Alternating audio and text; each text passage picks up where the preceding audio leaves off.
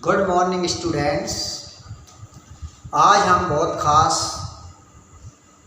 समांतर प्लेट संधारित्र की धारिता का सूत्र बनाएंगे। ये समांतर प्लेट संधारित्र की धारिता लगभग 10 बार बोर्ड एग्जाम में आई है। बहुत खास 10 बार बोर्ड एग्जाम में आने वाला ये खास प्रश्न 2020 इसी साल भी आया था। ये दो क्वेश्चन हैं जो बार बार परीक्षा में आते हैं। पहला अभी हम पढ़ रहे हैं, दूसरा इसके बाद में पढ़ेंगे। बहुत खास ऐसा खास समांतर प्लेट संधारित्र की विद्युत धारिता का सूत्र है। क्वेश्चन जरा पढ़कर देखें कि समांतर प्लेट संधारित्र की विद्युत धारिता के लिए सूत्र की स्थापना कीजिए तथा इसका मान कौन कौन से कारकों पर निर्भर करता है समझाइए। ये बहुत खास जो प्रश्न है समांतर प्लेट संधारित्र, जरा हम प्रश्न से समझें तो समांतर प्लेट मतलब दो प्लेट हैं जो एक दूसरे के कैसे रखेंगे समांतर। ये है ना बेलनाकार भी हो सकती हैं और आयताकार भी हो सकती हैं। एक जो प्लेट है उसका नाम रखते हैं ए और एक और इसके पास में जो प्लेट रखी है उसका नाम है बी। जो पहली प्लेट ए है और बी है दोनों के क्षेत्रफल एक समान है और दोनों के बीच की दूरी स्मॉल डी है। पहली प्लेट ए को प्लस क्यू आवेश देने पर आवेश इसकी सतह पर समान रूप से वितरित हो जाता है और जो पास में दूसरी प्लेट बी है उसके अंदर वाले तल पर माइनस क्यू आवेश और बाहर वाले तल पर प्लस क्यू आवेश पर इसका संबंध पृथ्वी से कर देते हैं तो प्लस क्यू आवेश पृथ्वी में चला जाता है तो ए पर प्लस क्यू आवेश और बी पर माइनस क्यू आवेश शेष बचता है। ये संधारित्र का सिद्धांत कहलाता है। अब क्या हुआ, दोनों के बीच में के परावैद्युतांक का माध्यम मोम, अभ्रक, मिट्टी का तेल, ग्लिसरीन, ये कुछ भी एक पदार्थ रखा हुआ है। अब जो धन प्लेट है और जो ऋण प्लेट है तो विद्युत बल रेखाएं धन आवेश से ऋण आवेश की ओर चलने लगती हैं तो दोनों प्लेटों के बीच में एक विद्युत क्षेत्र उत्पन्न हो जाता है और विद्युत बल रेखाएं परस्पर समांतर होने के कारण इसकी तीव्रता एक समान होती है। दोनों प्लेटों के बीच में जो विद्युत क्षेत्र की तीव्रता है ई वो एक समान होती है। तो विद्युत क्षेत्र की तीव्रता का हमको सूत्र पता है कि विद्युत क्षेत्र की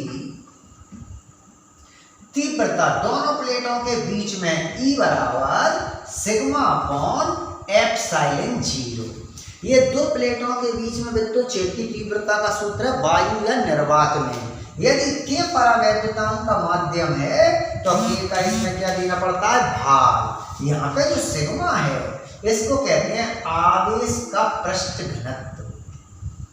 आवेश का पृष्ठ घनत्व, ये जो आवेश है इसको Q से और इसका क्षेत्रफल A, आवेश के पृष्ठ घनत्व का सूत्र होता है आवेश का पृष्ठ घनत्व बराबर आवेश बटे क्षेत्रफल।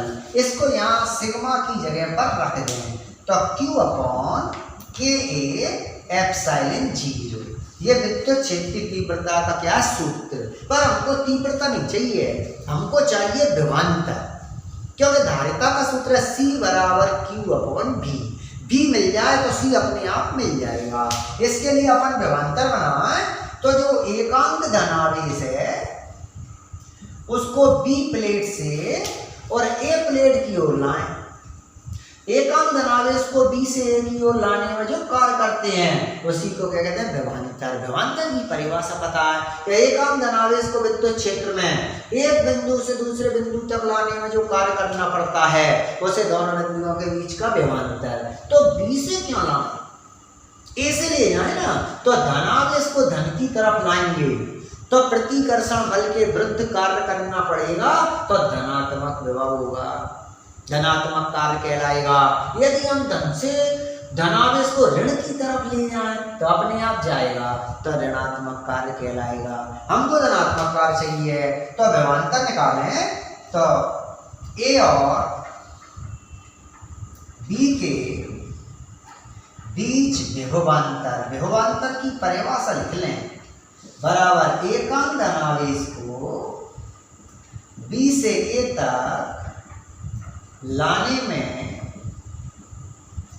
किया गया कार्य। कार्य का सूत्र है बल गुणा विस्थापन। जो बल है ना उसको एकांक धनावेश को लाने में क्या कहते हैं, तीव्रता। तो तीव्रता गुणा विस्थापन, ये विभवांतर को कार्य करते हैं भी से। तो जो भी है तीव्रता गुणा विस्थापन, तो v बराबर E इंटू डी। विस्थापन कितना है, d। ये यहाँ से यहाँ तक लाने में कितना है, d। तो E का मान रख लें, तो E का मान रखने पर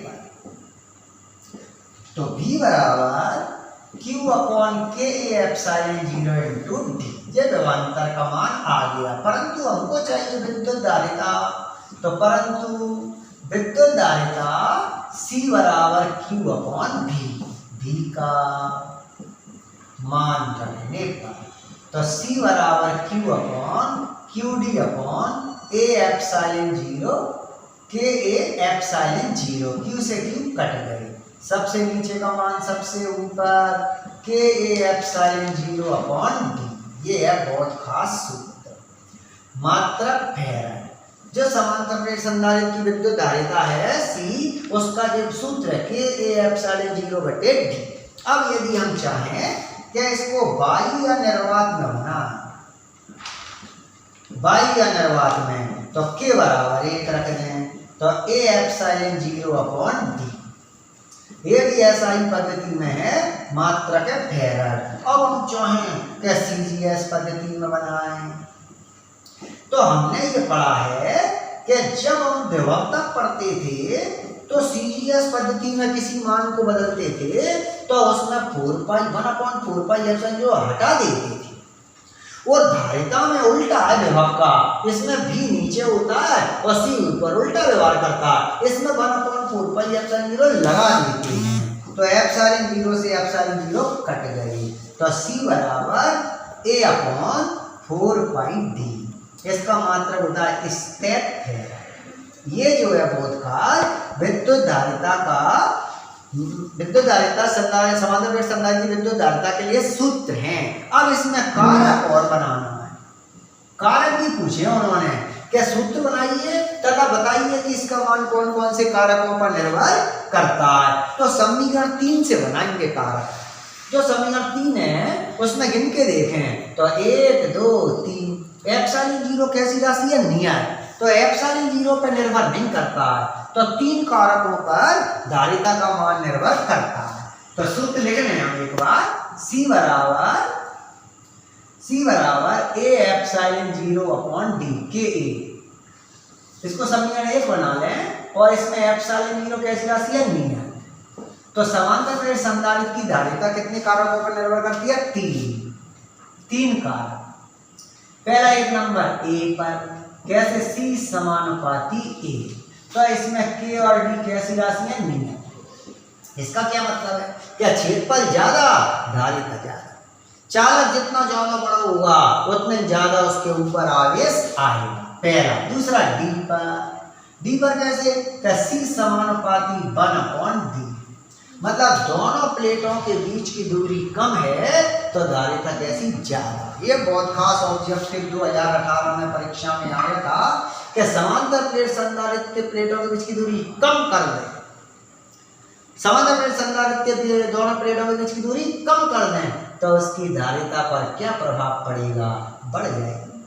दूरी कम धारिता ज्यादा, ये 2018 में ऑब्जेक्टिव आया था। तीसरा के पर कैसे, C समानुपाती K, परावैद्युतांक का मान जितना ज्यादा होगा धारिता का मान भी उतना ही अधिक होगा। इस तरह से ये समांतर प्लेट संधारित्र की धारिता और उसको प्रभावित करने वाले कारक हैं बहुत खास। ये प्रश्न बहुत खास है, परीक्षा में बार बार आता है।